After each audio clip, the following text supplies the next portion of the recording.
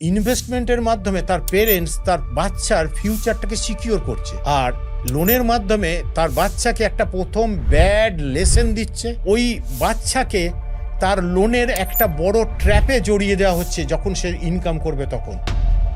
খুব কম মানুষ বোঝেন যে ফাইন্যান্সের 3টে কম্পোনেন্ট আছে, একটা হলো টাইম, একটা হলো রিটার্ন, আর একটা হলো রিস্ক।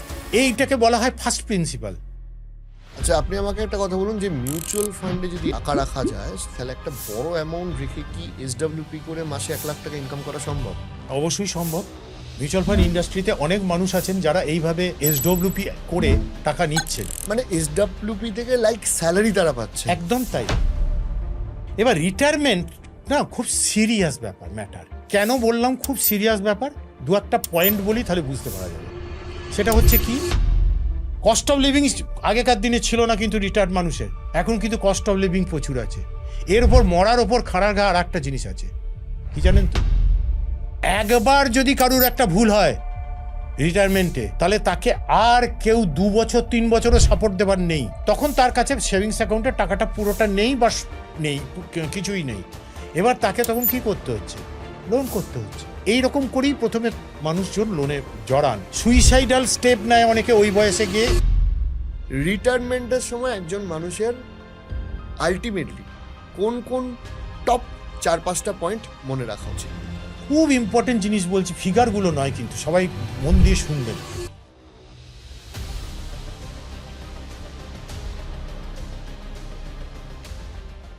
নমস্কার, আজকের অতিথি অশোক রায়।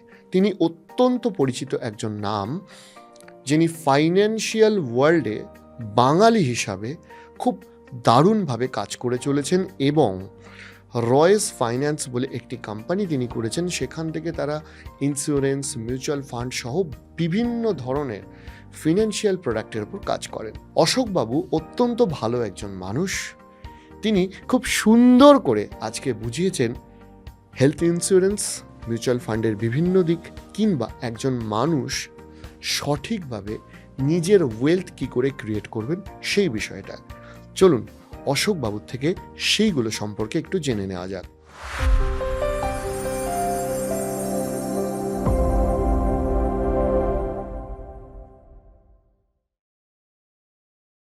রায়বাবু, অনেক ধন্যবাদ আরও একবার আমাদেরকে সময় দেওয়ার জন্য।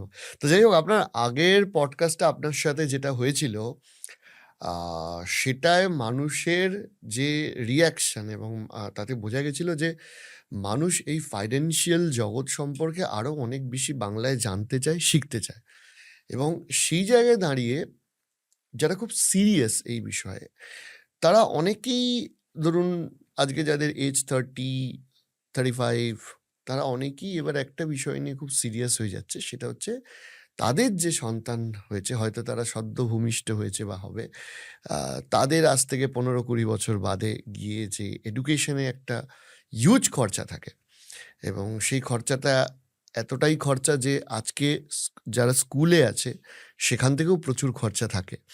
তো তারা জানতে চাইছে যে এই যে এডুকেশন, নিজের ছেলে মেয়ের যে এডুকেশন, পড়াশোনা, এই পড়াশোনার খরচ নিয়ে কিভাবে তারা ফাইন্যান্সিয়াল প্ল্যানিংটা করবে, পার্টিকুলারলি এডুকেশনের জন্য। তো খুব ভালো কোশ্চেন এটা, যে এডুকেশন, বাচ্চাদের এডুকেশন মানে লোয়ার এডুকেশন কস্ট প্ল্যানিং, ব্যাপারটা এরকম। তো দেখুন, একটা টাইমে না জেনারেলি আমি দেখেছিলাম যে আমরা দেখেছিলাম পেরেন্টসদের তার ছেলে মেয়েদের হায়ার এডুকেশনের প্ল্যানিং নিয়েই মাথা খারাপ করতে। কিন্তু এখন কি হয়েছে যে এখন লোয়ার এডুকেশনের খরচ এত বেড়ে যাচ্ছে দিনে দিনে, বহু মানুষের ক্ষেত্রে এটা বিশাল মাথা ব্যথার কারণ হয়ে দাঁড়িয়েছে যে লোয়ার এডুকেশনের প্ল্যানিং। ধরুন আজকে তো বেশিরভাগ ক্ষেত্রে কোনো ভালো স্কুলে যদি তাকে ভর্তি করতে হয়, তার আগে একটা প্রিপারেশনের যে কস্ট রয়েছে সেটাও আজকে অনেক স্কুলে বিরাট। সেটা বিরাট, এবং বহু মেট্রো শহরে বিশেষ করে, বা আজকের ডেটে গ্রামাঞ্চলেও ইংরাজি মাধ্যম যে প্রাইভেট স্কুল এসছে, সেখানে মান্থলি ফিস এবং সেখানে যে যাতায়াতের খরচা, যেটা একসময় আমরা হয়তো ট্রেনে, বাসে বা অটোতে চলে গেছি, একদম তাই। এখন ইংলিশ মিডিয়ামগুলোতে সব জায়গায় বাস অ্যাভেলেবেল নেই, প্রচুর জায়গায় প্রাইভেট কারে যেতে হয়, সেটাও একটা বিশাল বড় খরচা। একদম ঠিক বলেছেন। এবার ধরুন কেউ একজন ওই প্রিপারেশন কস্ট নিয়ে স্কুলে ভর্তি হলো, হুম তাহলে এই যে একটু আগে আপনি বলছিলেন শুধু যাতায়াত খরচা কি, অ্যাডমিশন ফি, session charges, private tutor private tutor, books, digital device right থেকে আরম্ভ করে লিস্ট শেষ হবে না, প্রচুর। তো হিউজ খরচা। আর প্রাইভেট টিউশন আজকে তো মোটামুটিভাবে প্রত্যেক সাবজেক্টের জন্য টিউটার মোটামুটি কম্পালসারি প্রায় অনেক ক্ষেত্রেই। এবার তো এই যে এডুকেশন, লোয়ার এডুকেশনের এই যে খরচ, এত হুম খরচ, এবার সাধারণ মানুষ কি করেন এটার জন্য? কোনো যাদের প্ল্যান করতে হয় এটা জানেন না বা হুম প্ল্যান নেই, তারা মেনলি কি করেন, ব্যাংকের সেভিংস অ্যাকাউন্টেই তাদের ইনকাম থেকে এক্সপেন্সেস হয়ে গেল কিছুটা রেখে দিলেন ওখানে, যে যখন মাসের মাইনে আসবে দিয়ে দেবো ওখান হুম থেকে। খুব ভালো, কোনো অসুবিধে নেই। আমরা প্র্যাকটিক্যালি দেখেছি যে কি হয়। দেখুন একজন মানুষ, তিনি তো শুধু বাচ্চার এডুকেশন নিয়েই পড়ে আছেন তা তো নয়, তার ওই লাইফটাতে তো প্রচুর ধরনের রিকোয়ারমেন্ট আসছে, হুম বিভিন্ন ধরনের রিকোয়ারমেন্ট আসছে। তা এবার আর্জেন্ট যেটা, সেটাকে তো আগে মেটাতে হবে। বাচ্চার এডুকেশন ফিসটা ওটা একটা ইম্পর্টেন্ট। যখন যে মাসে, যখন মাসের শেষে ফিসটা চাইবে বা 6 মাস অন্তর চাইবে, তখন ওটা আর্জেন্ট হয়ে যাবে। তার আগে ওই যেখানে টাকাটা রয়েছেই যখন আমার ব্যাংক সেভিংস অ্যাকাউন্টে, তাহলে আমি এখন এখান থেকে নিয়ে কাজে লাগিয়ে দিই, পরে দেখা যাবে যখন হুম অসুবিধা হবে তখন চালিয়ে নেবো। এইটাই কিন্তু বেশিরভাগ মানুষ করে আসছেন।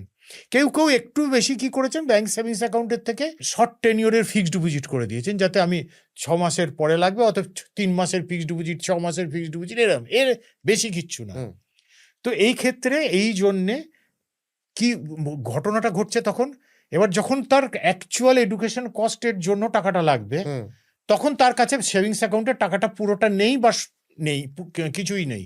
এবার তাকে তখন কি করতে হচ্ছে, লোন করতে হচ্ছে, পার্সোনাল লোন বা এই ধরনের বিভিন্ন লোনে মানুষ প্রথম জড়াচ্ছে কিন্তু এইভাবে কারণ স্কুলের ফিস তো দিতেই হবে, এটা বাবা মায়ের কাছে একদম খুব সফট ইস্যু। তো এবার তখন তাকে কিন্তু লোনে জড়াতে হচ্ছে। হুম এই রকম করেই প্রথমে মানুষজন লোনে হুম জড়ান। হুম এবার অ্যাকচুয়ালি দেখুন, যদি দেখেন যে কীরকমভাবে খরচটা বাড়ছে, পার্সেন্টেজ বললে কেউ বুঝতে পারবেন না। আমি একটা আমার এক্সপিরিয়েন্স থেকে যেটুকু দেখেছি সেটা বলে আন্দাজ মতন বলার চেষ্টা হুম করছি। ধরুন যে সমস্ত এই প্রাইমারি মানে বাচ্চাদের স্কুলগুলোতে 2015 সালেও অন্তত ওই 25-30 হাজার টাকাতে চলতো এরকম যে স্কুল, একটু একটু নিচের দিকে স্কুলে, তো সেগুলো 10 বছর পর 2025 যখন এলো, তখন দেখা গেল ওইগুলোর খরচা প্রায় বেড়ে দাঁড়িয়ে গেছে প্রায় 70-80 হাজার আরো টাকা। বেশি এবার সেইটাই আরো 10 বছর পর 2035-এ তাহলে কত যেতে পারে?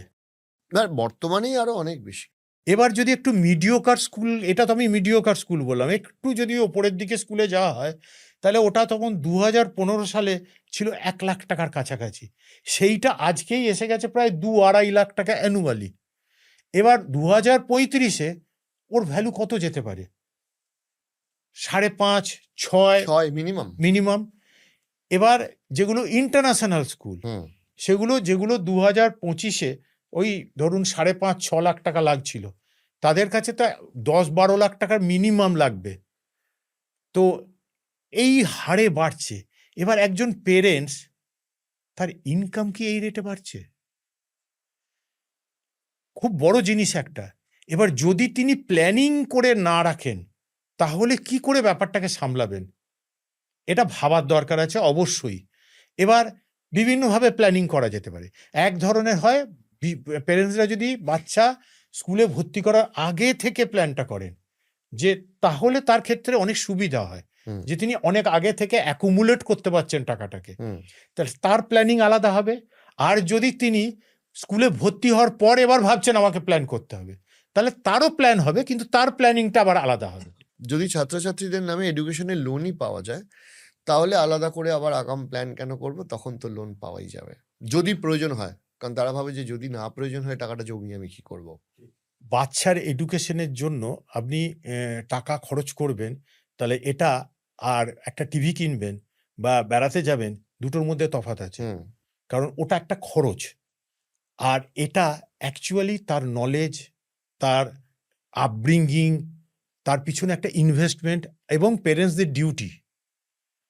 তো দুটো অ্যাঙ্গেল আলাদা। হুম তো এবার যদি এডুকেশনের জন্য আপনি বললেন যে লোন তো নিতে পারে প্ল্যানিং, হুম তাহলে আমি একটা প্র্যাকটিক্যাল এক্সাম্পল দিয়ে বোঝানোর চেষ্টা করি। হুম আমাদের একজন ইনভেস্টর, উনি তার যেহেতু লোনের সঙ্গে কম্পেয়ার করে বোঝানোর জন্য হুম তার বাচ্চার হায়ার এডুকেশনের জন্য প্ল্যান করার জন্য উনি এসেছিলেন, এবং উনি এবং ওনার মিসেস সেটা 2006-এর লাস্ট বা 2007-এর প্রথম হতে পারে, সঠিকটা মনে পড়ছে না আমার। হুম তা ওনার বাচ্চার বয়স ছিল তখন 3 বছর। তা ওনারা চেয়েছিলেন ওনার বাচ্চাকে ডাক্তারি পড়াবেন। তো এবার আমরা জিজ্ঞেস করেছিলাম যে ডাক্তারি পড়াতে চাইছেন তো মোটামুটিভাবে আপনাদের কোনো আইডিয়া আছে যে ওই সময়তে হুম ডাক্তারি পড়তে কীরকম কী খরচ লাগছে? তো ওনারা বলেছিলেন যে ওনাদের এক রিলেটিভ ডাক্তারিতে ভর্তি হয়েছে ইত্যাদি ইত্যাদি, এবং তাতে ওই 1,25,000 টাকা খরচা হচ্ছে, এরকম একটা, ওইটা আমাকে জোগাড় করতে হবে। তো আমরা বললাম ঠিক আছে, করা যেতে পারে। তো এবার আমাদের নিজস্ব বিভিন্ন ফ্রেমওয়ার্ক আছে, বিভিন্ন ক্যালকুলেটর বা সফটওয়্যার আছে, সেখানে ওই বাচ্চার ওটাকে ক্যালকুলেট করা হলো। ক্যালকুলেট করে দেখা গেল যে তিনি যদি মোটামুটিভাবে মাসে 20-21 হাজার টাকা ইনভেস্ট করতে পারেন, হুম তাহলে ওই জায়গাটাকে রিচ করা যেতে পারে। এবার ওই যে তার 25 লাখ টাকা মতন তখন লাগছে, মানে যে টাইমে আমরা জিজ্ঞেস করছি তখন লাগছে, তাহলে সেটাকে আবার দেখতে হবে যে যখন তার 18 বছর বয়স হবে বাচ্চাটার, মানে কত, তার আজকে 3 বছর বয়স, তাহলে 15টা বছর ইনভেস্ট করার পর 18 বছর বয়সে গিয়ে ওটা লাগবে কত টাকা? হুম ওটা দেখা গেল ক্যালকুলেট করে যে 1 কোটি টাকার কাছে লাগবে। হুম তো এবার ওই 1 কোটি টাকাটাকে করতে হবে, তো কর্পাসটা রেডি। তার জন্য উনি যদি মাসে 20-21 হাজার টাকা করে ইনভেস্ট করেন, তাহলে ওই জায়গাটা রিচ করতে পারবেন। হুম এইটা হলো প্ল্যানিং। এবার কেউ ভেবে নেবেন না যেন যে তার মানে এই কোনো একটা চাইল্ড এডুকেশন ফান্ড বা কোনো একটা এরকম ধরনের ফান্ডে ইনভেস্ট করে দিয়ে ব্যাপারটা হয়ে যাচ্ছে, বা একটা ক্যালকুলেটারে ক্যালকুলেট করে নিলেই এই জায়গাটা হয়ে যাবে।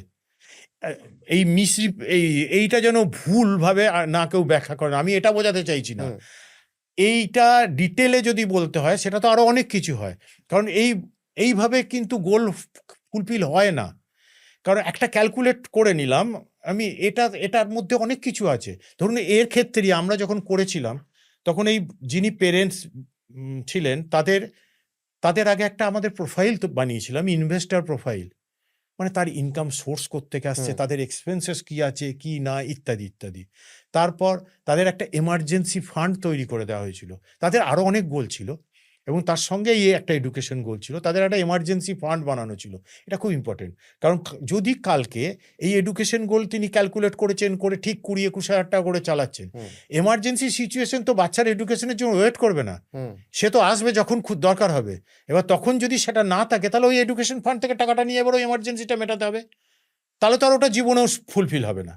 সেই জন্য ফার্স্ট আগে এমার্জেন্সি ফান্ডটাকে তার জন্য করা হয়েছিল। হুম তারপর তার রিস্ক প্রোফাইল তৈরি করা হয়েছিল, যে তারা কতটা রিস্ক নেওয়া উচিত, তাদের কতটা রিস্ক এলিজিবিলিটি তাদের রয়েছে, ইত্যাদি এগুলো।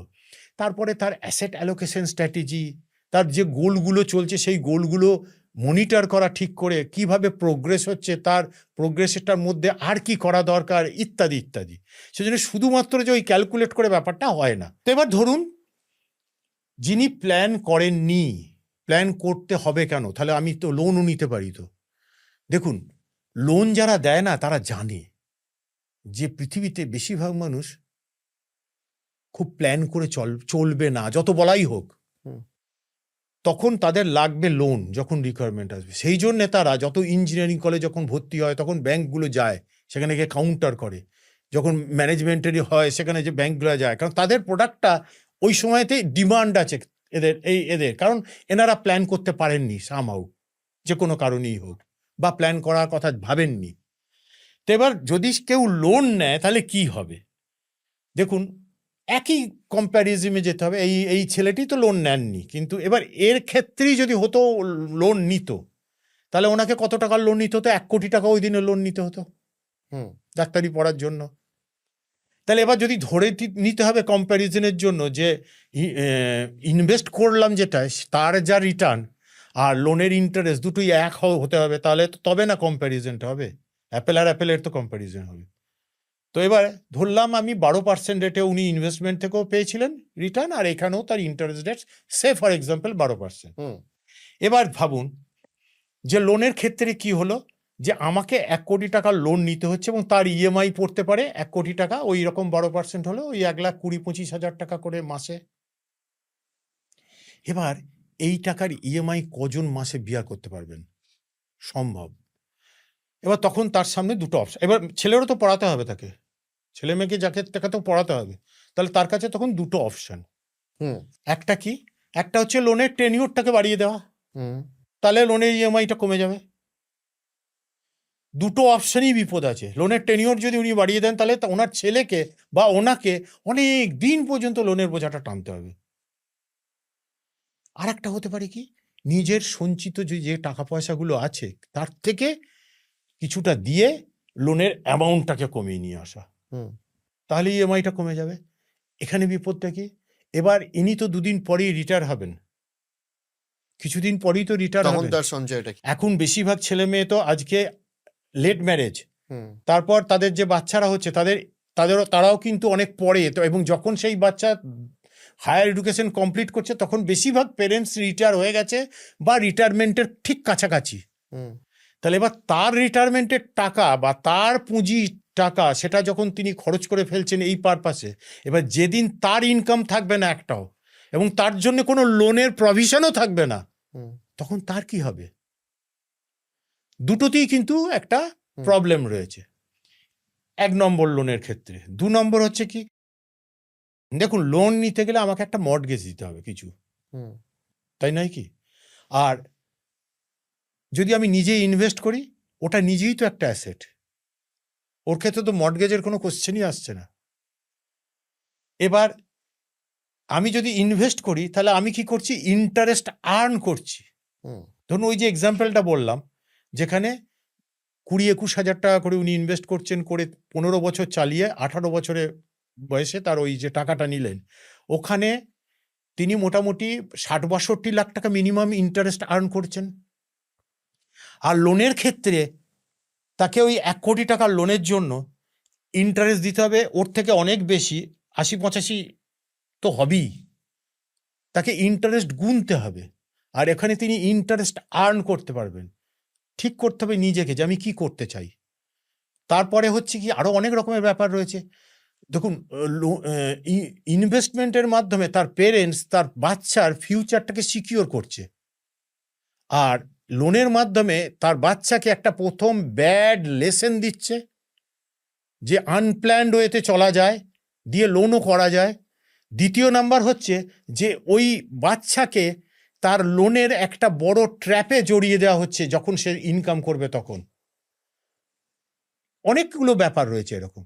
তারপরে ধরুন আরো যদি বলা যায় যে এই লোনের সঙ্গে এটা, লোনের যদি কোনো কারণে ডিফল্টার হয়, একটা মাসেরও ইএমআই ডিফল্টার হয়, তাহলে তাকে কম্পাউন্ড ইন্টারেস্ট পে করতে হুম। হবে। তার মাথায় একটা চাপ থাকছে যে মাথায় আমাকে একটা বেরিয়ে বিরাট চাকরি চাপ। করতে হবে। হ্যাঁ আর ইনভেস্টমেন্টের ক্ষেত্রে সে কম্পাউন্ড ইন্টারেস্ট আর্ন করছে, হুম যেটাই তাকে অত বড় টাকাটা দিচ্ছে। তো কেন লোন আর কেন এটা অ্যাকচুয়াল কি জানেন তো, এই যত কিছুই বোঝানো হোক, হুম যার কোনো সেইভাবে মেন্টাল ক্ল্যারিটি থাকবে না হুম তাকে কিন্তু মানে সারা জীবন, যার মেন্টাল ক্ল্যারিটি আছে, যার প্ল্যানিং আছে, তার জন্য কাজ করে যেতে হবে। এটা কিন্তু ইউনিভার্সাল রুল। Universal rule. এবং মানে অনেক লোক এটা, আমি মানে জানি না এটা কেন বলে, খুব গর্ব করে বলে যা হবে দেখা যাবে। আলটিমেটলি তারাই ভুক্তভোগী হয়। মানে বিভিন্ন সময় আমরা যখন হসপিটালে বিভিন্ন কারণে যাই বা যেখানে যেখানে আসলে মানুষে বিপদে পড়ে যায়, যে কোনো কোর্ট হোক, কোনো হসপিটাল হোক, যদি একবার মানুষ মানে বছরে একবার করেও সেখানে ভিজিট করে, তাহলে বুঝে নিতে পারবে যে ফাইন্যান্সিয়াল প্ল্যানিং কতটা ইম্পর্টেন্ট। একদম ঠিক কারণ আমি বলেছেন। বহু মানুষকে দেখেছি হাউ হাউ করে কাঁদতে, তার নিকটাত্মীয় অসুস্থ, কিন্তু একদম সে কিছু করতে পারছে না কারণ তার হাতে ওই সময় কোনো টাকা নেই। টাকা নেই। এবার আমি আসছি যে এই যে প্ল্যানিং, এটা তো একটা এডুকেশনাল প্ল্যানিং আপনি বললেন, যেটা শিক্ষার জন্য। তো ফাইন্যান্সিয়ালি কি কি মোটামুটি আর গোল নিয়ে মানুষ আপনাদের কাছে আসে, মানে আর কি কি প্ল্যানিং করতে বলেন, আপনারা সাজেস্ট করেন? আমাদের সঙ্গে যারা যুক্ত তারা মোটামুটি মোর দ্যান 90%, 95%ও বলা যেতে পারে হুম। মানুষ, তারা প্রত্যেকেরই গোল ওরিয়েন্টেডই ইনভেস্টমেন্ট রয়েছে। কেন না, আমরা মেয়ার রিটার্ন চেজ করার জন্য কাউকে কোনোদিন ইনভেস্টমেন্ট নিয়ে কথাই বলি না। হুম। তো এবার আমাদের মেন গোল হচ্ছে আমাদের ইনভেস্টরদের গোলগুলোকে আইডেন্টিফাই করে তারপর সেটাকে ফুলফিল করা, এটাই আমাদের মেন গোল। হুম। এরপরে খুব জনপ্রিয় গোল যেগুলো আছে সেগুলো হচ্ছে ভ্যাকেশন, বেড়াতে বেড়াতে যাওয়া। যাওয়া। আমাদের এখানে বহু মানুষ হুম। যারা আগে খুব আনপ্ল্যান্ড ওয়েতে বেড়াতে যেতেন, দিয়ে তাদের একটা ছিল যে আমরা ঠিক করে ঘুরতে পারি না, লোন হয়ে যায় ইত্যাদি ইত্যাদি, বাড়িতে সমস্যা হয় যে বছরে একবার যাব তাও নিয়ে যেতে পারে না। তখন যখন আমাদের সঙ্গে বসতো তখন বহুজনকে এরকম প্ল্যানিং করে দেওয়ার পর তারা কিন্তু আজকে শুধু দেশে নয়, অনেকেই বিদেশে বিদেশেও। প্ল্যানেও যাচ্ছে। আজকাল তো বিদেশ যাওয়াটা কোনো ব্যাপারও নয়। একদমই না, উল্টে এই দেশের ভ্যাক- অনেক জায়গা থেকে খরচা কম। হ্যাঁ, এবং এই ভ্যাকেশন প্ল্যানিংটা খুব জনপ্রিয়। হুম। এরপর আছে ফ্ল্যাট কেনার প্ল্যানিং, গাড়ি কেনার গাড়ি প্ল্যানিং, কেনার প্ল্যান, এগুলো খুব ওয়েডিং জনপ্রিয়। প্ল্যানিং হতে হ্যাঁ, পারে। ছেলে মেয়েদের ম্যারেজের এক্সপেন্সেসের প্ল্যানিং। এরপরে একটা প্ল্যানিং যেটা আমরা বলি প্রত্যেককে, হুম। যেটা এর আগেও আমি বললাম, এমার্জেন্সি ফান্ড প্ল্যানিং। হুম। আমাদের কাছে 100% মানুষের এমার্জেন্সি প্ল্যানিং আছে প্রত্যেকের, কারণ আমরা এটাকে সিট বেল্টের মতন ভাবি। ওখানে পুলিশ ফাইন নেয়, এখানে আমরা ফাইন নেবো। হুম। প্রত্যেকের এমার্জেন্সি ফান্ড প্ল্যানিং থাকা উচিত। এরপরে আছে একটা খুব জনপ্রিয় প্ল্যানিং, যেটা আমরাই বোধহয় ক্রিয়েট করেছি, বহু মানুষের মধ্যে রয়েছে আমাদের, সেটা হচ্ছে হেলথ ইন্স্যুরেন্সের প্রিমিয়াম একজন মানুষের যত বয়স হবে তত হু হু করে বাড়বে, এবং একটা টাইমের পর তার ইনকাম থাকবে না, কিন্তু তাকে ওইটাকে লাঠির মতন রেখে দিতে হবে ওই বয়সে হুম। হেলথ ইন্স্যুরেন্সটাকে, এবং তার প্রিমিয়াম তখন উনি আকাশ ভাবনার ছোঁয়া। বাইরে চলে যাবে। তো তার জন্য একটা প্ল্যানিং আমরা অনেক আগে থেকে তাকে করিয়ে রেখে দিই, যাতে তিনি তখন চোখ বুঝে ওইখান থেকে টাকা নিয়ে প্রিমিয়ামটা দিতে পারেন। সুইসাইডাল স্টেপ নেয় অনেকে ওই বয়সে গিয়ে, প্রথম থেকে চালিয়ে গিয়ে চালাতে পারে না বলে বন্ধ করে। এটা আমি সুইসাইডাল স্টেপ কথাটা বললাম, সরি, বাট এটা আমি দেখি যখন আমার ভেতরটা কষ্ট হয়, যে এই লোকটা এতদিন ধরে প্রিমিয়াম দিয়ে গেল ইন্স্যুরেন্স কোম্পানিকে, দিয়ে আজকে due to lack of planning তিনি কিন্তু নিজেকে বিপদে ফেললেন, হুম। যেই সময় তার রিয়েল প্রয়োজন। হুম। এরপর আছে অনেকের হেলথ ইন্স্যুরেন্সের বা বিভিন্ন ইন্স্যুরেন্সের প্রিমিয়াম বছরের একটা সময় দিতে হবে, এই নিয়ে আগে লোকে ব্যাংকে রেকারিং করে রাখতো। আমরা তাদের জন্য খুব সুন্দরভাবে প্ল্যান করে দিই, যার ফলে এটা নিয়ে তাদের হেডেকও চলে গেছে। হুম। তারপরে এরকম অনেক প্ল্যানিং আছে। তারপরে ধরুন কি বলবো, প্যাসিভ ইনকাম ফান্ড প্ল্যানিং খুব জনপ্রিয়। আর্লি রিটায়ার করবে, প্যাসিভ ইনকাম চান অনেকে। আমাদের নিজস্ব ডিজাইন করা রিটায়ারমেন্ট প্ল্যানিং, তারপরে ওয়েলথ প্রোটেকশন প্ল্যানিং, হুম। ওয়েলথ গ্রোথ প্ল্যানিং, হুম। ক্রোরপতি প্ল্যানিং, এরকম প্রচুর প্ল্যানিং আছে। এটা খুব আমার ইন্টারেস্টিং লাগলো, এই যে আপনি যেটা বললেন যে ক্রোরপতি প্ল্যানিং মানে কোটিপতি হওয়ার প্ল্যানিং। এবার এইটা তো এক তো প্রশ্ন এসেছে যে কোটি লাগবে, আর মানে কোটি আমার গোলের মধ্যে আছে, আর দ্বিতীয়ত হচ্ছে একটু এটা বলুন তো যে এই যে কোটিপতি প্ল্যানিং এই ব্যাপারটা কি? আচ্ছা, কোটিপতি প্ল্যানিং ব্যাপারটা হচ্ছে খুব মিডিল হুম। ক্লাস পিপল যখন তিনি ইনভেস্ট করছেন, তিনি আজকে মানে শুরু করছেন ইনভেস্টমেন্ট, এরকম আমরা বহুজনের কাছে দেখেছি যে তাদের একটা ভেতরে ভেতরে স্বপ্ন থাকে যে কোটি টাকা করতে পারলে খুব ভালো হতো, হুম। কোটিপতি হব। কোটিপতি হব। এটা ইটস আ ফিলিংস It's যে feelings, আমি একদম। কোটিপতি। It's a feelings, কারেক্ট বলেছেন। তো আমি একটা রিয়েল এক্সাম্পল বলি, তাহলে বোধহয় বুঝতে সুবিধা হবে। একজন ছিল, তার না একটা ওই কাঠের গোলা বলতাম আমরা আগে, মানে ফার্নিচার, জানালা, দরজা, খাট হুম। এসব তৈরি করে দিয়ে ঘরে লাগানো হতো। এখন তার জানলা দরজা হয় না, বাকি যে আসবাবপত্র তৈরি করে তাদের ওইখানে তৈরি করে বাড়িতে গিয়ে দিয়ে আসতো। হুম। এই বিজনেসটা ছিল। তো সে আমাদের সঙ্গে কন্ট্যাক্ট করেছিল, দিয়ে তার সঙ্গে কথা হয়েছিল। তখন তাকে জিজ্ঞেস করা হয়েছিল যে তোমার কি ফাইন্যান্সিয়াল গোলটা কি আছে, টাকা পয়সা জমাচ্ছেন কেন? তখন উনি এবং ওনার মিসেস বসেছিলেন। হ্যাঁ, তো উনি বলেছিলেন যে আমার মেন হচ্ছে আমার একটা বাচ্চা আছে, তার ওই এডুকেশনের জন্য একটা করা, তো সেটা নিয়ে কথা বলা হলো। তারপরে ওনাকে বুঝিয়েছিলাম যে এমার্জেন্সি ফান্ডটা করার দরকার ইত্যাদি আমরা। তো সেটা উনি রাজি হয়েছিলেন। আমি বললাম দেখুন আপনি বিজনেস করেন, কালকে কি হবে কেউ জানে না, কোন রিকোয়ারমেন্ট আসবে কেউ জানা নেই, বিজনেস থেকে টাকা ঝট করে বার করা শক্ত, এটা একটা থাকা দরকার। উনি এগ্রি করেছিলেন। তারপরে ওনার সঙ্গে অনেকক্ষণ ধরে কথা হয়েছিল এইসব নিয়ে। তখন আমি বলছিলাম আলটিমেট গোলটা কি? হুম, তখন খুব লজ্জা পেয়েও বলেছিল কিছুটা হাসতে হাসতে যে আল্টিমেট গোল বলবো তো হবে তো না, কারণ আমার লক্ষ্য হচ্ছে আমাদের ফ্যামিলিতে না কেউ কোটিপতি নেই। আমার খুব ইচ্ছা আমি যদি হতে পারতাম। দেখুন আমার স্পষ্ট মনে আছে, ওটাও কিন্তু সালটা হবে 2006 মাঝামাঝি হতে পারে। তো উনি বলেছিলেন যে দেখুন, উম, এমন তো কপাল করে আসেনি যে লটারি পাবো হুম, আর কোটিপতি হয়ে যাব। তো সে কপাল নেই, আবার কোন মনেকা করোড়পতিতে গিয়ে ওইসব কোশ্চেনের অ্যান্সার দিয়েও হতে পারবো তাও সুযোগ নেই। আমি যদি আপনাদের কোনো ইয়েতে হয় এইসব ছগ্ন কোশ্চেন সেসব দিয়ে যদি কিছু করতে পারেন, এরম এরম বলেছিল। হ্যাঁ, তাই মানে সব গোলই আপনার ফুলফিল হবে। হুম, তো দিয়ে না ওনাকে বুঝিয়েছিলাম যে এই ক্রোড়পতি প্ল্যানিংটাকে বোঝানোর জন্য ওনাকে ফার্স্ট বুঝিয়েছিলাম যে ইনভেস্টমেন্টের ক্ষেত্রে টাইম কত ইম্পর্টেন্ট। আপনি টাকা নিয়ে ভাববেন না, মেন টাইমটা কত ইম্পর্টেন্ট, এটা ওনাকে বিভিন্নভাবে বোঝানো হয়েছিল। তো এবার আপনারাও যখন আপনাদের যিনি অ্যাডভাইসার আছেন যাবেন, আমরা তো অন্তত পক্ষে করি, তাকে ক্লিয়ারটা দেখাই। তো এবার তাকে বোঝানো হয়েছিল যে এইভাবে হবে। তো ওনাকে জিজ্ঞেস করতে, আমি শর্টে বলছি, ওনাকে জিজ্ঞেস করা হয়েছিল যে যদি আপনাকে 5,000 টাকা করে ইনভেস্ট করতে বলা হয় মাসে, পারবেন? তখন বললো না পারলেও অসুবিধে হলেও করতে হবে, হুম, কারণ আমারই তো স্বপ্ন যে কোটিপতি হব। হুম, আর ওনার মিসেস বলছেন যে ওটা হওয়া সম্ভব নয়, আগে এগুলো করো। তো উনি বললেন না কি হবে বলুন না। আমি বললাম 5,000 টাকা করে, ওনার বয়স তখন 25 বছর।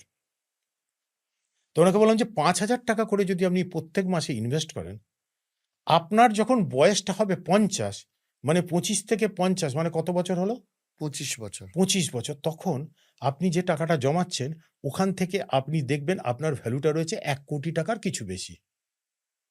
বিশ্বাস করতে চায় না। স্বাভাবিক, আমাকে দেখালেও আমি করতাম না যদি না আমি জানতাম এসব। তো ওনাকে পুরো ক্যালকুলেশনটাকে দেখালাম, বোঝালাম। অনেক মানুষের এগোচ্ছে সেসবও সব দেখলেন উনি। একটু কনফিডেন্স পেলেন। এবার ওনাকে বললাম, ওনার মিসেস বলল, "ওটা করে কি লাভ হবে? হুম, 25 বছর পর 1 কোটি টাকার কি ভ্যালু?" হুম, তো আমি বললাম, "হ্যাঁ, কথাটা ঠিক। তো চলুন আপনার প্ল্যানিং এর ২য় পার্টটা কি? আপনি যদি এই ৫০ বছর বয়সে এইটাকে না বন্ধ করেন, হুম, ওই ৫,০০০ টাকাটাকেই কন্টিনিউ করে যান ৬০ বছর পর্যন্ত, বেশি নয়। আপনি তো বিজনেস করেন, আপনি তো ৭০-৮০ বছর পর্যন্তও কাজ করতে পারেন, হুম, ৭৫, যতদিন পারবেন কাজ করতে পারেন। কিন্তু আমি ধরলাম ৬০ বছর পর্যন্ত চালান হুম, ওই ৫,০০০ টাকা করেই। তাহলে কি হতে পারে? দেখুন ৫,০০০ টাকা করে উনি ইনভেস্ট করেছিলেন কত বছর? ২৫ বছর। তাহলে ৫,০০০ টাকা করে ইনভেস্ট করে ২৫ বছরে ইনভেস্টটা করেছিলেন কত টাকা? ৫,০০০ টাকা করে মানে ৬০,০০০ টাকা হুম, বছরে, ২৫ বছরে ১৫,০০,০০০ টাকা। তাই নয় কি? রাইট। তো ১৫,০০,০০০ টাকা ইনভেস্ট করে ১ কোটি টাকা হচ্ছে। হুম, এবার উনি বাড়ালেন কত? ৫০ থেকে ৬০ পর্যন্ত যদি নিয়ে যান, তাহলে কত ১০ বছর বাড়ল? হুম, তাহলে ১০ বছর বাড়ল মানে কত টাকা বাড়ল? ইনভেস্ট আরো করতে হলো ৬,০০,০০০ টাকা। তাহলে ২১,০০,০০০ টাকা ইনভেস্টমেন্ট। কিন্তু ইনভেস্টমেন্ট ভ্যালুটা কত হতে পারে? ১ কোটি তো হয়েছিল। এবার কি ২ কোটি? এবার তো কম্পাউন্ডিং এ বাড়বে। সেটা তো আপনি জানেন। হ্যাঁ, ২ কোটি? ওইটা দেখলে তখন মাথা ঘুরে যায় এবং তখন ওই ভ্যালুটা হচ্ছে ৩ কোটি ৩ টাকা। কোটি টাকা। আরো পরে ৫ বছর টানলে আরো অনেক বেশি। তো এবার ওনাকে বললাম, দেখুন এইটা আপনাকে দেখালাম কেন? হ্যাঁ, সেইটাকে বোঝালাম ওনাকে। যে দেখুন এই ৩ কোটি টাকাটা দেখালাম কেন? হুম, কারণ এবার আপনি যদি মনে করেন যে এখান থেকে আমি প্রত্যেক মাসে হুম, SWP স্ট্র্যাটেজি করে ১,০০,০০০ টাকা করে আমি প্রত্যেক মাসে ইনকাম নেব, তাহলে আপনি এটা নিতে থাকবেন। আপনার এটা একটা আলাদা ইনকাম সোর্স চালু হলো। শুধু সোর্স হলো না, আমি মানে আপনি তো আমার মনের কথা বললেন যে উনি ক্যালকুলেট করে দেখবেন উনি মাসে, মাসে টাকাও পাচ্ছেন প্লাস আবার একটা পারপাসটাও গ্রো করছে। পারপাসটাও গ্রো করছে। এবং ওনাকে বললাম যে যদি আপনার প্রয়োজন হয় আপনি তাহলে ওটাকে ইনফ্লেশন অ্যাডজাস্টেড করেও আমরা হুম, বাড়িয়ে দিতে পারি। হুম। তখন তো উনি খুব অবাক হয়ে গেলেন এবং বললেন, খুব ভালো কথা, এটা তো খুব সুন্দর। আচ্ছা, যেহেতু এসডব্লিউবির কথা উঠলো, আপনি আমাকে একটা ছোট করে বলুন, তারপর আপনি শেষ করবেন। ইনফ্লেশনের সাথে কি এসডব্লিউবিতে ট্যাক্স অ্যাডজাস্টমেন্টও করে নেওয়া জরুরি? কারণ কেউ যদি হায়ার ট্যাক্স স্ল্যাবে থাকে। হ্যাঁ, তাহলে ট্যাক্স অ্যাডজাস্টমেন্টও করে নেওয়া জরুরি। তার অন্য প্ল্যানিং আছে, শুধু SWP নয়, তার অন্য ধরন করে করা যায়। এবার ধরুন এই এই যে প্ল্যানিংটা যে কেউ শুনবে সে কি বলবে, তো খুব সিম্পল, সহজ। সহজ, বাট নট রেগুলারিটি মেনটেন করাটা সব থেকে বেশি এটা শক্ত। ইজি নয়। হ্যাঁ, একদম। সিম্পল, এটা নিশ্চিত। Consistency is most important here. Right. কি হয় জানেন তো, এই যে লং টার্মে যাওয়া, ভেরি টাফ।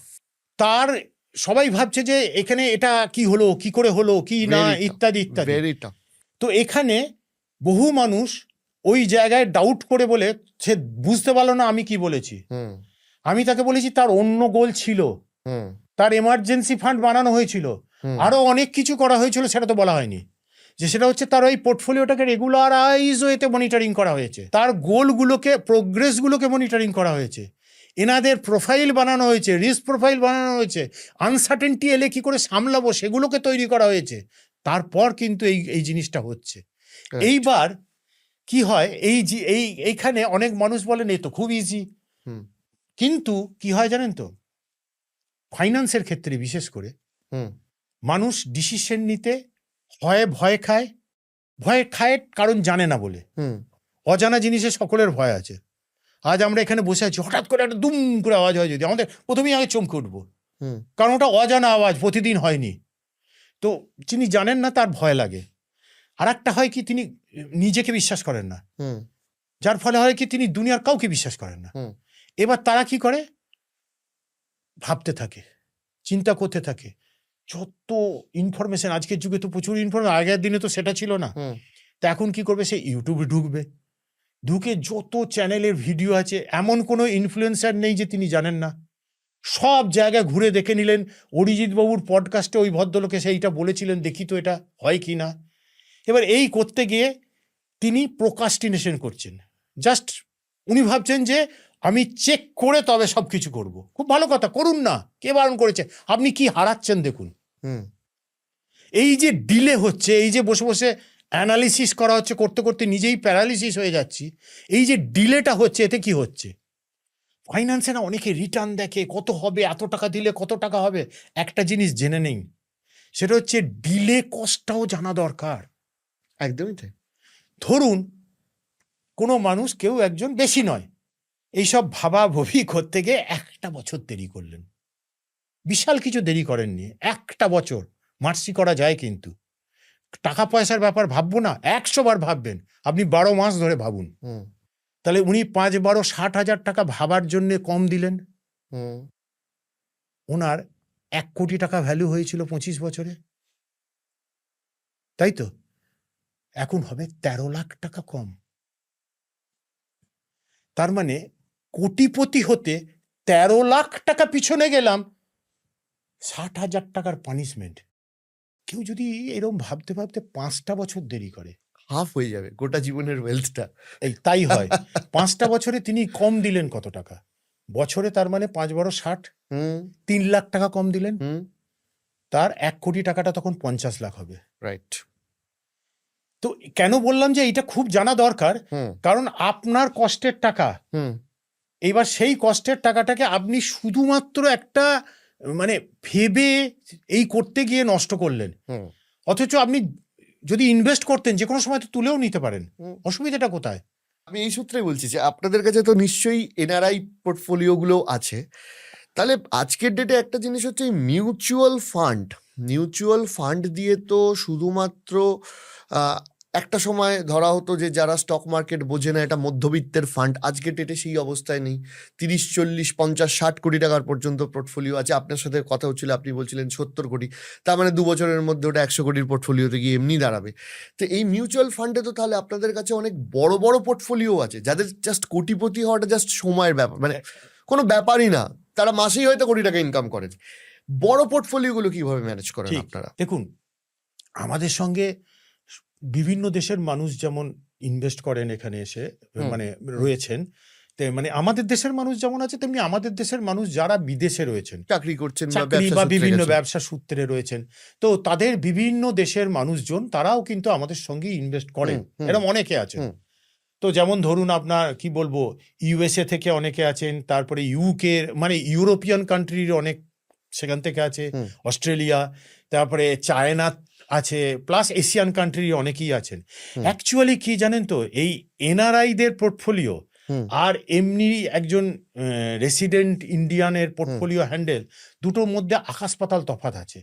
কি হিসাবে? কি হিসাবে বলছি, হুম, দেখুন, প্রথম কথা হচ্ছে যে এনআরআইদের যখন পোর্টফোলিওকে করতে হয়, তখন কমপ্লায়েন্স তার সম্পূর্ণ আলাদা। হুম, একজন ইন্ডিয়ান পার্সনের থেকে। তাহলে এই কমপ্লায়েন্সগুলো যার কাছে উনি ইনভেস্ট করছেন হুম। তার সেই ব্যাপারে ইনফ্রাস্ট্রাকচার, নলেজ এবং হুম। এক্সপিরিয়েন্স এই তিনটেই থাকা হুম, দরকার। হুম, তারপরের নম্বর হচ্ছে যিনি করছেন তার ওই এনআরআইদের যিনি পোর্টফোলিও ম্যানেজ করবেন তার ট্যাক্সের ব্যাপারে নলেজ থাকা দরকার, ইনকাম ট্যাক্সের ব্যাপারে, কারণ দুটো দেশের ট্যাক্স হ্যান্ডেল করতে হচ্ছে। হুম, তারপরের নম্বর আরও একটা জিনিস দেখা দরকার, দেখুন ইকোনমি, ওয়ার্ল্ড ইকোনমি সম্বন্ধে একটা সঠিক ধারণা থাকা দরকার। আমি শুধু ইন্ডিয়া নিয়ে বসে আছি বললে হবে না, কারণ আমার ক্লায়েন্ট রয়েছে বিদেশে, যিনি সেখান থেকে ইনকাম করছেন, অতএব তার ব্যাপারটাও বোঝা দরকার। তারপরের নম্বর হচ্ছে অনেক কিছু আছে। তারপরের নম্বর হচ্ছে ধরুন ব্যাংক অ্যাকাউন্টগুলো, তাদের এনআরই অ্যাকাউন্ট, এনআরও অ্যাকাউন্ট, সেই অ্যাকাউন্টগুলোর ইমপ্লিকেশনটা বোঝা দরকার। হুম। এবং তিনি যদি টাকাগুলোকে নিয়ে চলে যাব বলেন, আমি আবার এখানে ইনভেস্ট করছি, ঠিক আছে, তার ক্ষেত্রে কি হবে, সিস্টেম কি আছে? সিস্টেম কি আছে, এই ধরনের অনেক, এবং এনাদের পোর্টফোলিওগুলোকেও ডিফারেন্ট ওয়েতে মনিটর করা হয়। এদের ফান্ড সিলেকশন, এনাদের কি বলবো আপনার স্ট্র্যাটেজি যেগুলো করা হয় সেগুলো একটু ডিফারেন্ট টাইপের হয়। সেই জন্য আমার রেকমেন্ডেশন বলবো, আমি অ্যাডভাইস দেবো যে যদি কোনো এনআরআই তিনি ইনভেস্ট করেন, দেখুন কষ্টের টাকা, একটা ছোট্ট ভুলের জন্য যেন বড় মাসুল না গুনতে হয়। তখন দেখে নেবেন যে এই যে আমি জিনিসগুলো বললাম, এইগুলো তিনি যার কাছে করতে যাচ্ছেন তার এই ব্যাপারে এক্সপিরিয়েন্স, ইনফ্রাস্ট্রাকচার, নলেজ এইগুলো আছে কি না, না হলে পরবর্তীকালে সমস্যা হতে পারে। আচ্ছা, ধরুন এখানে একটা প্রশ্ন আসে, সেটা হচ্ছে যে ধরুন অলরেডি কেউ মিউচুয়াল ফান্ডে ইনভেস্টমেন্ট করে রেখেছে, এবার সে আপনার ভিডিও দেখে বুঝতে পারছে যে আরেকটু বেটার হতে পারতো, সে কি আপনাদের কাছে আসতে পারে, মানে আপনাদের মতো যদি অ্যাডভাইজার হয়? হ্যাঁ, পারেন তো অবশ্যই, কিন্তু আমি একটা কথা বলি। হুম। দেখুন, যার কাছে আপনি ইনভেস্ট করেছেন, এবার যদি আপনার পোর্টফোলিও ঠিকভাবে মনিটর করা হয়, রেগুলার ওয়েতে যত্ন করে, হুম।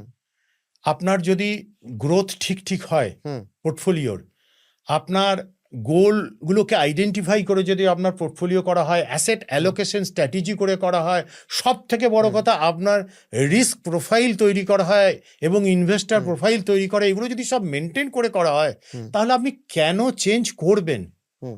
না, আমার তো মনে হয় সেই তাহলে চেঞ্জ না না, করাই উচিত। সেইটা না। কিরকম কোয়ারি আমি আপনাকে বলছি, বেশিরভাগ ক্ষেত্রে যেটা হয়েছে যে মানে অনেকেই তো ভাবেন যে 1% এদিক ওদিক, মানে বিভিন্ন আমার মতো করে একটা পোর্টফোলিও সাজাবো।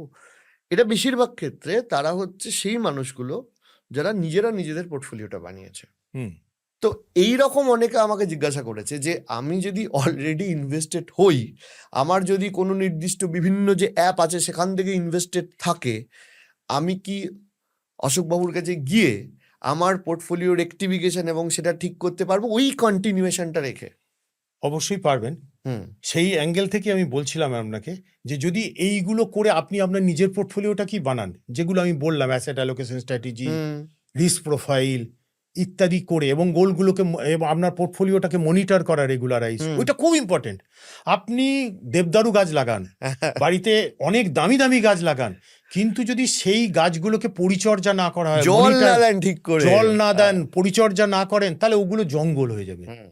1500-র ওপর ফান্ড রয়েছেন, তো এই ফান্ডগুলোকে, এত ফান্ড, তার মধ্যে থেকে আমার কোনটা ফান্ড?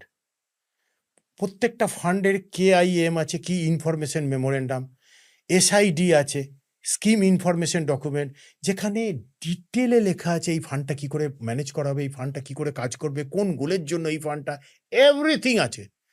তিনি যদি এইগুলোকে সব পড়ে করেন তাহলে কোনো অসুবিধে নেই, কিন্তু তিনি যদি এগুলো সম্বন্ধে কিছু না জানেন, প্রচুর স্ট্যাটিস্টিক্যাল ম্যাট্রিক্সকে দেখতে হবে, সেগুলো যদি তিনি না জেনে করেন তাহলে অবশ্যই প্রবলেম হবে।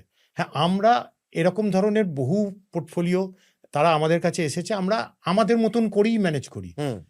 এভরিথিং। আমরা কিন্তু যেভাবে চলি সেইভাবেই তিনি অনেক দিনকার পুরনো হলেও তার একটা ইনভেস্টার প্রোফাইল বানাই, তারপর তার রিস্ক প্রোফাইল বানাই, তারপর তার গোলগুলোকে দেখি যে কি গোল কি না, তার সঙ্গে কথা করে দরকারে অনেক ডিসকাশন করতে হয়, তারপর তার অ্যাসেট অ্যালোকেশন স্ট্র্যাটেজি হয়, তারপর আমরা তার একটা ইনভেস্টমেন্ট প্ল্যান বানাই। হঠাৎ করে একটা ফান্ড চলে আসবে না, তারপরে আসবে ফান্ডের ব্যাপারগুলো অনেক পরে। এরপর কি হয়, আমাদের এখানে সব থেকে বড় কথা সুবিধাটা এটাই, আমাদের নিজস্ব রিভিউ মনিটরিংয়ের টিম আছে, এক্সপার্ট টিম, তাদের কাজই ওইটা। তারা সব মানুষের পোর্টফোলিওগুলোকে রিভিউ করছে, মনিটর করছে, এবং সে আমাদের যারা ওয়েলথ ম্যানেজার রয়েছে তাকে তার ওপিনিয়ন জানাচ্ছে, এবার ওটা কনভে হচ্ছে। কোনো ব্যক্তি একজনের ওপর ডিপেন্ডেন্ট নয়, হুম তারা অনেক মানুষের ওপর ডিপেন্ডেন্ট। হ্যাঁ, তো এবারে দেখুন কি হচ্ছে। ধরুন বহু মানুষ আছেন যারা, এখানে বললাম কোটিপতি, হুম বহু মানুষের পোর্টফোলিও আছে এখানে কোটি কোটিপতি। তো যেটা এখানে বলছিলেন হ্যাঁ, আপনি। আমাদের এখানে বহু মানুষ আছেন যারা ধরুন মিউচুয়াল ফান্ডের ক্ষেত্রে, মিউচুয়াল ফান্ডে 2016-তে 17 লাখ ক্রোড় AUM ছিল, মানে অ্যাসেট আন্ডার ম্যানেজমেন্ট, লোকের অ্যাসেট ম্যানেজ করতো। সেটা এখন হয়ে দাঁড়িয়েছে 81 লক্ষ কোটি টাকার মতো। তার মধ্যে 35% হচ্ছে HNI। তো এরকম প্রচুর HNI আছেন যারা আমাদের সঙ্গে যুক্ত, প্রচুর।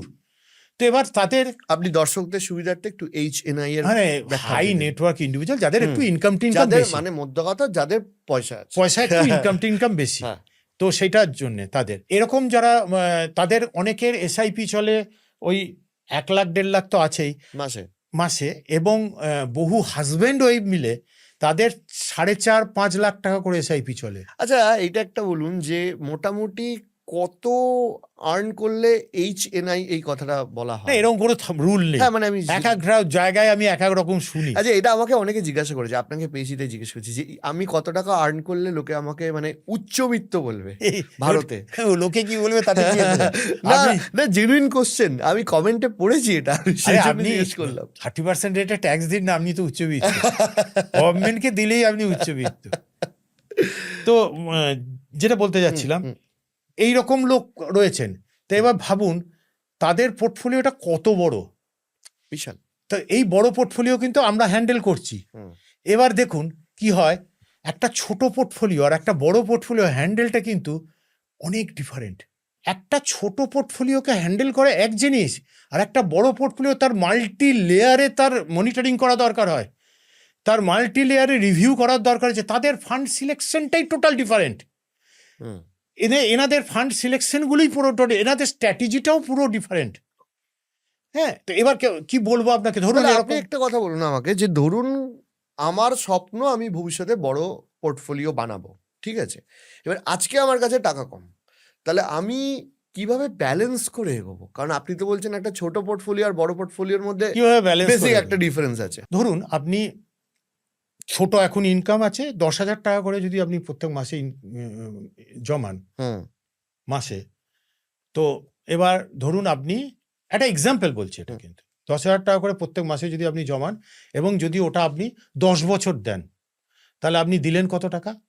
12 লাখ টাকা। হুম ঠিক, এবার আমি একটা অ্যাভারেজ রিস্ক প্রোফাইলের রিটার্ন 12% ধরে আমি বলছি। তো এবার ধরুন 12 লাখ টাকাটা 10 বছরে হতে পারে ওই মোটামুটি 26-27 লাখ টাকা।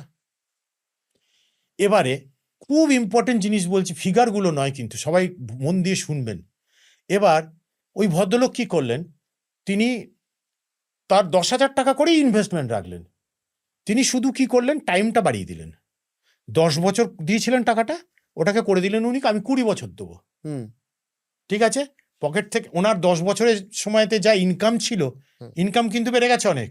হুম কিন্তু আমি বলছি না ইনভেস্ট করতে হবে না, আপনি চুটিয়ে খরচা করুন, আনন্দ করুন, হুম কিন্তু আপনি টাইমটাকে দিন বাড়িয়ে, 20 বছর করে দিন। হুম তাহলে তার ইনভেস্টমেন্ট হলো কত 20 বছরে? 10 বছরে হয়েছিল কত টাকা বলেছিলাম ইনভেস্টমেন্ট? 12 লাখ টাকা। তাহলে 20 বছরে 24 লাখ টাকা, তাই না? ভ্যালুটা কত হবে? 1 কোটি টাকা। 10,000 টাকা করে 20 বছরে 1 কোটি টাকা, তারও কিছুটা বেশি রাফলি। এবার কি বাড়িয়েছেন আপনি? টাইম। মোস্ট ইম্পর্টেন্ট, লোকে টাকা টাকা টাকা টাকা করে। এবার ওই ভদ্রলোক ছোট টাকা, কিন্তু ইনকাম কম ছিল, সেখান থেকে কি করছেন, পোর্টফোলিও হচ্ছে বড়। 10,000 টাকাটাই ইনভেস্টমেন্ট রাখলেন, টাইমটাকে বললেন আমি 30 বছর দেবো। 3-4 গুণ হয়ে যাবে। তো তখন ওনার হলো কত? 5.5 কোটি টাকা। হুম রিটায়ারমেন্ট প্ল্যান ডান। ভাবুন এবার। তো এবার এটাকে আরো একটু ভেঙে বলি তাহলে, 20 বছরে 1 কোটি হচ্ছে, তো নেক্সট 1 কোটিটা হতে কিন্তু ওনার আর ওই 20 বছর লাগবে না, 24 বছরে উনি 2 কোটি টাকার মালিক।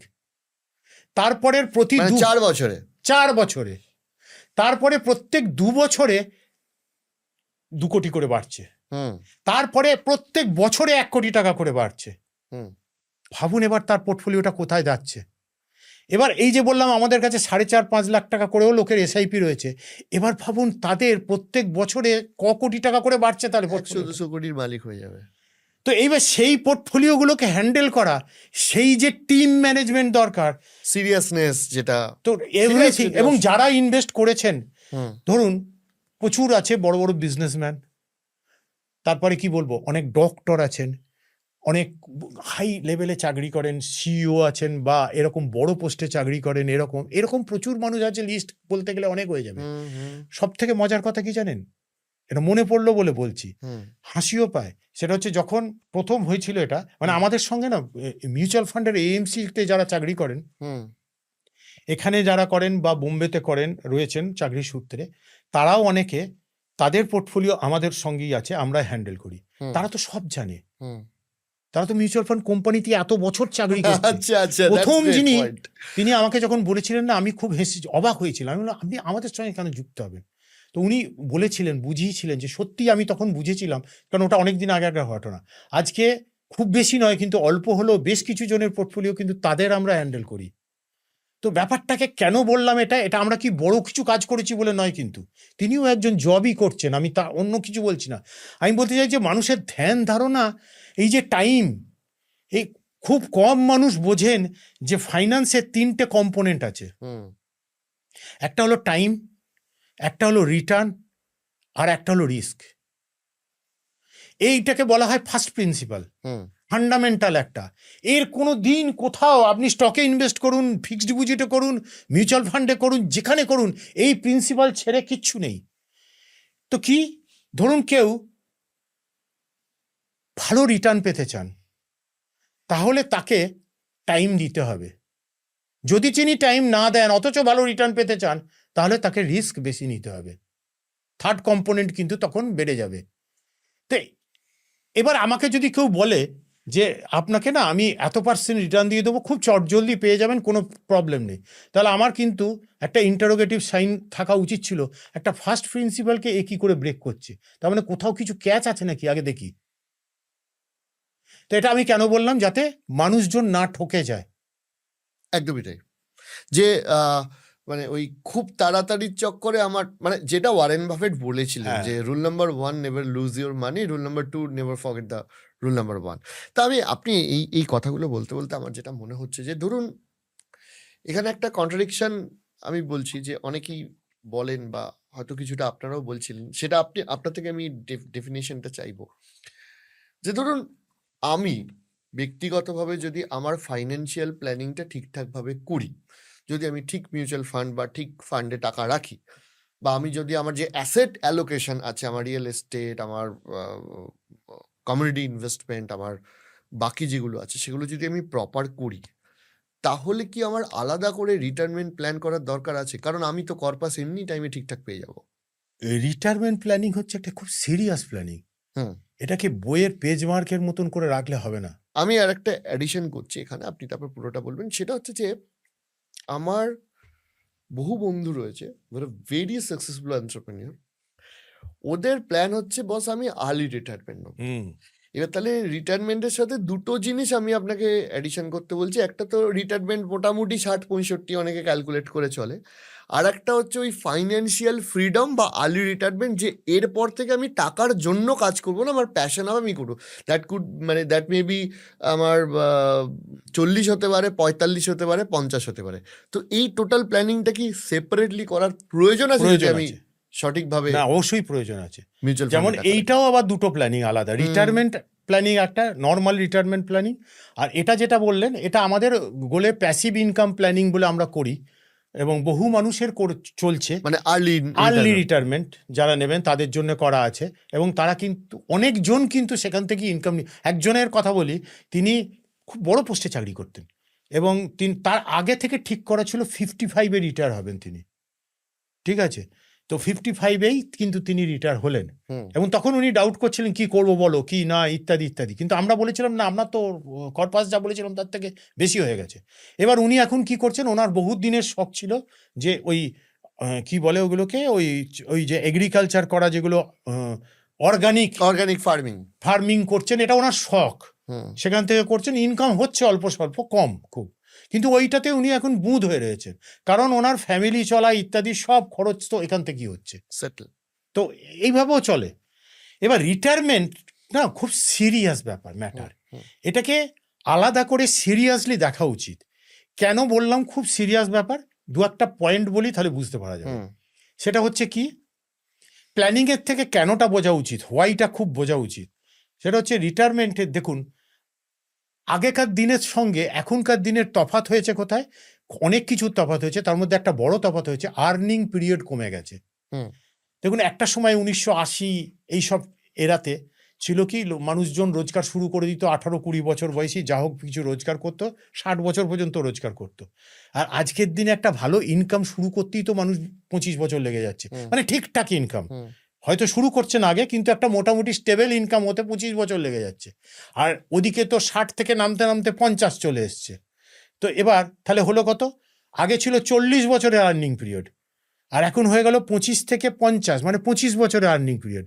এবার এর ইমপ্লিকেশনটা ভাবুন তো, যে 40 বছরে যাই ইনকাম করতাম দিয়ে আমাকে যতদিন বাঁচবো সেটা চালানোর জন্য, আর 25 বছরে ইনকাম করে সব খরচ করে আমি কি জমাবো যেটাতে পরের লাইফটা আমাকে চালাতে হবে। হুম এর সঙ্গে বড় একটা ব্যাপার ঘটে গেল সাইলেন্টলি, সেটা হচ্ছে কি, মানুষের লাইফ স্প্যানটা বেড়ে গেল।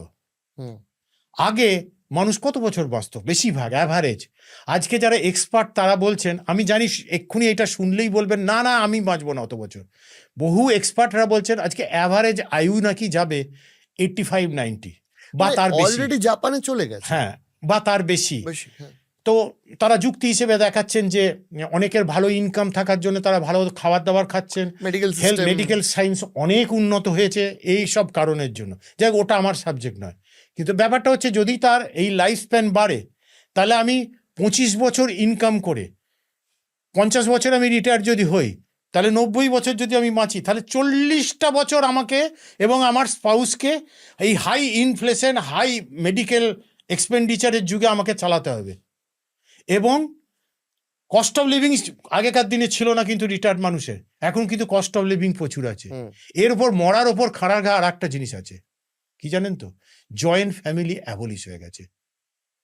সাপোর্ট দেওয়ার লোক নেই একবার যদি কারুর একটা ভুল হয় রিটায়ারমেন্টে, হুম তাহলে তাকে আর কেউ 2 বছর 3 বছরও সাপোর্ট দেবার নেই। একা একা কাঁদতে দেখেছি আমি মানুষকে এই সেক্টরে এতদিন থেকে। আরো বড় জিনিস আছে, সেটা কি ইনফ্লেশন। ও আমাদের কি দুর্গতি হবে না হবে ও তো আর জিজ্ঞেস করে আসবে না। হুম ধরুন জিনিসের দাম ও বাড়বে, দিনে দিনে বাড়বে, সবাই জানে। ধরুন আজকে যদি কোনো একটা ফ্যামিলিতে সংসার খরচা হয় 30-35 হাজার টাকা, হুম যদি 5% রেটেই ইনফ্লেশন ধরা হয়, অ্যাকচুয়াল ইনফ্লেশন অনেক বেশি ধরা হয়, বেশি বললে কাঁক করে উঠবে লোকে, 5% যদি ধরা হয়, তাহলে ওটা 10 বছর পরে ওটা হয়ে যাবে 53-54 হাজার টাকা। আর আরো 10 বছর পরে, মানে তার 20 বছর পরে, আজ 30-35 হাজার টাকা, সেটা ওই আরো 10 বছর যেটা বললাম তারপরে সেটা দাঁড়াচ্ছে প্রায় 95-96 হাজার টাকা। এবার ধরুন তিনি 20 বছরে রিটায়ার হয়ে গেলেন, 95-96 হাজার টাকা না ম্যানেজ করে নিলেন সব প্ল্যান করে, তারপরে তো 40 বছর আরো বাঁচবেন। ওই খরচটা কোথায় যাবে, কিভাবে চলবে? তার যদি কোনো প্ল্যানিং না থাকে তাহলে কি সম্ভব? আরো অনেক কিছু প্রবলেম আছে, মানে জিনিসগুলোকে দেখা দরকার আছে। যেমন ধরুন রিটায়ারমেন্ট মানুষ দুবার আসে না, লাইফে একবারই আসবে। তাই এতে ট্রায়াল অ্যান্ড এরার, এটা করব ওটা করব, এটা চলে না। হুম সব থেকে বেশি টাকা যেটা জমাতে হয় সেটা যত গোল আছে মানুষের তার মধ্যে রিটায়ারমেন্ট হচ্ছে সব থেকে বেশি। মানে কি, তাকে অ্যাকুমুলেট করতে হয় অনেক বেশি টাকা। দুটো স্টেজ রিটায়ারমেন্টের, একটা অ্যাকুমুলেশন স্টেজ আর একটা ডিস্ট্রিবিউশন স্টেজ। দুটোর জন্য আলাদা প্ল্যানিং লাগবে। অ্যাকুমুলেশন স্টেজের প্ল্যানিং ডিস্ট্রিবিউশন ফেজে চলবে না। হুম, তো এবার তিনি অ্যাকুমুলেট করছেন একটা টাইমে, তারপর ডিস্ট্রিবিউশন যাচ্ছে। এবার যদি প্ল্যানিং না থাকে কি করে হবে সেটা? আর আমি যখন আর্লি রিটায়ারমেন্ট নিচ্ছি তখন আমি কি করছি, অ্যাকুমুলেশনটাকে এগিয়ে নিয়ে আসছি। হুম, তার মানে আমি জমাচ্ছি কম, ডিস্ট্রিবিউশন কিন্তু আমার উপর বেশি ডিপেন্ড হচ্ছে। করছে না। ও আমার হটলাইন কানেকশন নেই যে আমাকে কবে নিয়ে যাবে, হুম, ও কিন্তু চলতেই থাকবে। আর যতদিন থাকবো আমি ততদিন খরচা আছে। তারপর হচ্ছে রিটায়ারমেন্টের জন্য কিন্তু কোনো লোন নেই, কেউ লোন দেবে না। আমি তো মজা করে বলি যে পাড়ায় পাশের দোকানদার যা খুব চেনা, সেও যদি জেনে যায় আমি রিটায়ার করে গেছি, হ্যাঁ, ধার দেবে না। রায়দা আমি এটা থাকুক, এটা না পরে আমি এখন আর দিচ্ছি না লোককে। একদমই তাই, একদমই তাই। তো এতটা পেনফুল। এবার এই এই জিনিসগুলোকে নিয়ে কি মানে এরকম গুঁজে দেওয়া প্ল্যানিং করাটা কি উচিত? প্রপার, এবং রিটায়ারমেন্ট প্ল্যানিং হচ্ছে একটা খুব অ্যাডভান্স প্ল্যানিং। সেজন্যে খুব এক্সপিরিয়েন্সড, যিনি অনেক রিটায়ারমেন্ট লোকের প্ল্যানিং করে হ্যান্ডেল করছেন সেরকম মানুষ। হুম, দেখুন, এক্সপিরিয়েন্স তারই থাকতে পারে, হয় যিনি নিজে রিটায়ার হয়েছেন, আর না হলে তিনি অনেক মানুষকে রিটায়ারমেন্ট নিয়ে হ্যান্ডেল করেছেন। হুম। তো এই ধরনের এক্সপিরিয়েন্স এবং তাদের প্রচুর ইনফ্রাস্ট্রাকচার আছে, নলেজ আছে, এই ধরনের মানুষকে দিয়েই এই অ্যাডভান্স প্ল্যানিংগুলোকে রাখা উচিত। কারণ এগুলো সেকেন্ড কিছু নেই, কিন্তু এর ট্রায়াল অ্যান্ড এরর করার কোনো জায়গাই নেই এখানে। আচ্ছা, আপনি আমাকে একটা কথা বলুন যে মিউচুয়াল ফান্ডে যদি এসডব্লিউ মানে টাকা রাখা যায়, তাহলে একটা বড় অ্যামাউন্ট রেখে কি এসডব্লিউপি করে মাসে 1 লাখ টাকা ইনকাম করা সম্ভব? অবশ্যই সম্ভব। মিউচুয়াল ফান্ড ইন্ডাস্ট্রিতে অনেক মানুষ আছেন যারা এইভাবে এসডব্লিউপি করে টাকা নিচ্ছেন। অ্যাকচুয়ালি এসডব্লিউপি জিনিসটা কি, systematic withdrawal planning, it's a hmm, planning first. তো আপনি 1 লাখ নেবেন, 2 লাখ নেবেন, এটার জন্য একটা প্ল্যানিং থাকা দরকার। অনেক মানুষ আছেন যাদের ধরুন প্যাসিভ ইনকাম ফান্ড করা আছে, হুম। সেখান থেকে তারা এরকম করে 1 লাখ টাকা মাসে নিয়ে যাচ্ছেন, কেউ কেউ তার থেকে বেশি নিচ্ছেন। আবার আমাদের রিটায়ারমেন্ট ফান্ড আছে, সেখান থেকে তো প্রচুর মানুষকে আমি দেখি যে তারা 1 লাখ টাকা নয়, অনেক বেশি টাকা নিচ্ছেন, এবং সেটাকে আবার ইনফ্লেশন অ্যাডজাস্টেড করে বাড়িয়েও নিচ্ছেন। মানে এসডব্লিউপি থেকে লাইক স্যালারি তারা পাচ্ছে। একদম তাই, পেনশন, স্যালারি যাই বলতে পারেন, হুম, একটা ইনকাম, মাসে ইনকাম। মাসে ইনকাম। গ্রেট। আরেকটা জিনিস বলুন যে অনেকে চায় যে খুব মানে আমি যেটা বলছিলাম যে অল্প সময়ে আমি একটা কর্পাস করব, ভালো রিটার্ন পেয়ে। তো এইখানে কি আপনাদের কোনো এক্সট্রা প্ল্যানিং থাকে? ধরুন কেউ বলল যে আমার হাতে সময় কম, কিন্তু কর্পাস আমার চাই, একটু রিটার্নটাকে বাড়িয়ে নেওয়া সম্ভব? মানে অল্প সময়ে ভালো রিটার্ন যদি হয়, হুম, খুব ভালো কথা। তো দেখুন, ভালো রিটার্ন দেবে কে? সে হচ্ছে ফান্ড দেবে। হুম, খারাপ রিটার্ন, ভালো রিটার্ন ফান্ড দেবে। তো মিউচুয়াল ফান্ডে 1500-র ওপর ফান্ড আছে।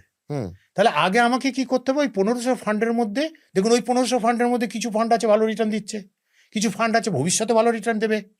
তাহলে আগে আমাকে ওই ফান্ডের মধ্যে, 1500 ফান্ডের মধ্যে কে বিরাট আলফা জেনারেট করতে পারে সেটা আমাকে আগে চুজ করতে হবে। তাহলে তার জন্য বিভিন্ন মেট্রিক্স আছে, সেগুলোকে আমাকে আগে একটু পড়াশোনা করতে হবে। Selection of mutual fund. Selection of mutual ফান্ডটা আগে খুব থেকে বড় কথা। এবার দেখুন, যে ফান্ডটা আলফা বেশি দেবে, আলফা মানে রিটার্ন বেশি দেবে, তাহলে সেই ফান্ডটা রিটার্ন যখন সে বেশি দিচ্ছে, অবভিয়াসলি তার রিস্ক বেশি হবে। হুম, তাহলে এবার দেখতে হবে যে আপনি যখন রিটার্নটা বেশি নিতে যাচ্ছেন, হুম, তাহলে রিস্ক বেশি এসে যাচ্ছে। হুম, হুম, এবার আপনার রিস্ক নেবার অ্যাপেটাইট কতটা, হুম। রিস্ক নেবার ক্ষমতাটা কতটা, সেটাকে কি আগে ক্যালকুলেট করেছেন? সেটাকে ক্যালকুলেট করে দেখে নিন, তাহলে আপনিও ওই রিটার্নটা পেতে পারবেন। এখানে একটা প্রশ্ন আসবে যে অনেকে বলবে যে দেখুন আপনি ফাইন্যান্সিয়ালের জগতের লোক, আপনি অনেক কিছু জানেন, তাই আপনি এগুলো বলছেন, আমাদের সব মাথার উপর দিয়ে বেরিয়ে যাচ্ছে। সো আমাদের একটা ইজি ওয়ে বলুন যেটার মাধ্যমে আমি একটা বড় ওয়েলথ ক্রিয়েট করতে পারবো। তো আপনি যদি মাসে ধরুন মাত্র 15,000 টাকা করে ইনভেস্ট করেন মাসে, হুম, 15,000 টাকা করে, তাহলে আপনার 30 বছরে কর্পাস ক্রিয়েট হবে 8,46,12,274 টাকা 30 বছরে। 30 বছরে। এবার খুব মন দিয়ে শুনবেন, এবার যদি ওটাকে 5টা বছর কমিয়ে নিয়ে আসেন, এতক্ষণ তো আমি বাড়ানোর কথা লোকে বলে, আমি বলছি 5টা বছর যদি কমিয়ে নিয়ে আসেন, তাহলে আপনার কর্পাস হবে ওই 15,000 টাকা করে জমিয়ে, তাহলে সেটা হতে পারে 4,14,14,848 টাকা। হুম, এবার যদি আপনি আরো 5টা বছর কমিয়ে নিয়ে আসেন, 20 বছর ধরে ইনভেস্ট করেন, তাহলে আপনার কর্পাসটা দাঁড়াবে 1,99,38,082 টাকা। তাহলে কে রিটার্নটা দিচ্ছে? টাইম। এবার যদি ওটাকে 15 বছর মাত্র আপনি ইনভেস্ট করেন ওই 15,000 টাকা করে, হুম, তাহলে 92,60,347 টাকা। তাহলে এখানে দেখুন, ভালো করে বুঝুন জিনিসটাকে, যে এখানে ক্যাশটা কোথায় আছে। ওই যে 8,46,00,000 যে টাকাটা, ওটা পাওয়ার জন্যে প্রথম 15 বছরটা কন্টিনিউ করাটা। যদি কেউ প্রথম 15 বছরটা কন্টিনিউ করতে পারে, হুম, বাকি কাজটা কিন্তু অনেক ক্ষেত্রে ইজি হয়ে যায়। রাইট। এবার আরেকটা প্রশ্ন হচ্ছে যে আপনার সাথে কথা হলো যে আর্লি রিটায়ারমেন্ট নিয়ে। এবার সমস্যা হচ্ছে অনেকের ধরুন 40 বছর বয়স হয়ে গেছে, হুম কিন্তু রিটায়ারমেন্টের জন্য কোনো টাকা তার জমানো হয়নি। হুম সেক্ষেত্রে তিনি কিভাবে এখন শুরু করবেন যদি তার দেরিতেই শুরু করা হয়? কারণ আপনি তো টাইম বাই করার কথা বললেন, যা চলে গেছে সে তো আর ফিরে পাবে না এখন। 40 বছর বয়স হয়ে গেছে, তিনি এখন শুরু করবেন। তো তিনি যদি ধরুন 1,015 টাকা করে ইনভেস্ট করছেন, হুম, তাহলে 40 বছর হয়ে গেছে, তাহলে এখন তিনি যদি ইনভেস্ট করেন তাহলে কিভাবে করবেন? তা যদি ধরুন 20 বছর তো রয়েছে তার কাছে এখনো, তাহলে উনি যদি এই 15,000 টাকা করেই এই 20টা বছরের জন্য উনি ইনভেস্ট করেন, তাহলে কত হতে পারে সেটা দেখা যেতে পারে। এবার যদি উনি তো যেহেতু আগে থেকে কোনো ইনভেস্ট করেননি, একটা কাজ তো উনি করতে পারেন, যে উনি 15,000 টাকা করেই ইনভেস্ট করুন, খুব বেশি টাকা নয়, কিন্তু প্রত্যেক মাসে সেটাকে 10% করে ইনক্রিজ করে দিন। মানে বছরে হ্যাঁ, প্রত্যেক বছর বছরে ইনভেস্টমেন্টটা প্রত্যেক বছরে বছরে হ্যাঁ, মানে এবছর মাসে, যদি 15,000 হয় তাহলে পরের বছরে 10% করে প্রত্যেক বছর ইনক্রিজ 16,500। একদম এরকম করে তিনি ইনক্রিজ করে দিন। তাহলে তার 20 বছরে হতে পারে 3 কোটি টাকা।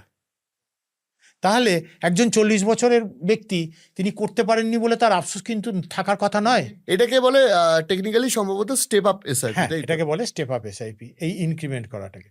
এবার তার যে 3 কোটি টাকা হলো, হুম, তিনি রিটায়ার করবেন বলেছিলেন আপনি, তো এবার তিনি ওখান থেকে অনায়াসে 1,00,000 টাকা করে তো নিতেই পারেন, এবং তাতে তার ইনকামটাও বাড়বে, কর্পাসটাও গ্রো করবে, আর হুম, একটা ইনকাম সোর্স হয়ে যাচ্ছে। রাইট।